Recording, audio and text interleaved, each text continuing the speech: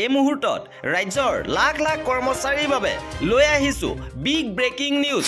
এবাৰ কৰ্মচাৰীৰ দৰমহাক লৈ দুটা ডাঙৰ খবৰ আহিছে। নতুন নিয়ম প্ৰযোজ্য হ'ব। কৰ্মচাৰীসকলে ফেব্ৰুৱাৰী মাহত দৰমহা লাভ নকৰিব নেকি?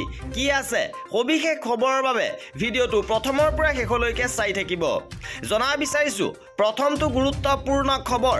সলনি হ'ব ৰাজ্যিক কৰ্মচাৰীৰ দৰমহা দিয়াৰ দিন। 1 তাৰিখে এতিয়াৰে পৰা দৰমহা লাভ নকৰিব।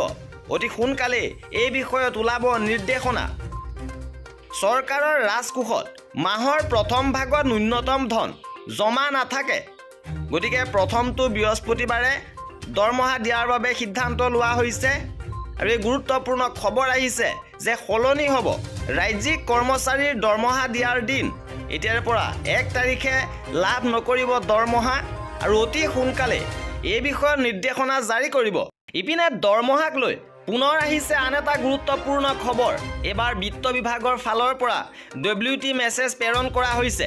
ইয়াত উল্লেখ কৰিছে যে কৰ্মচাৰীসকলৰ ফেব্ৰুৱাৰী মাহৰ দৰমহা ৰিলিজ নকৰিবৰ বাবে এই নিৰ্দেশনা।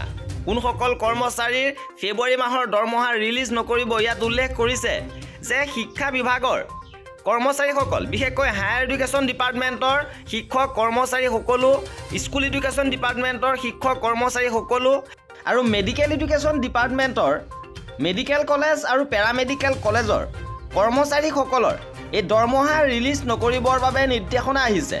কাৰণ এই শিক্ষানুষ্ঠানসমূহৰ পৰা যিসমূহ তথ্য AISHE পৰ্টেলত আপলোড কৰিব লগা আছিলে, এই তথ্যসমূহ লাভ নকৰাৰ বাবে ফেব্ৰুৱাৰী মাহৰ দৰমহা ৰিলিজ নকৰিবৰ বাবে এই নিৰ্দেশনা আহিছে।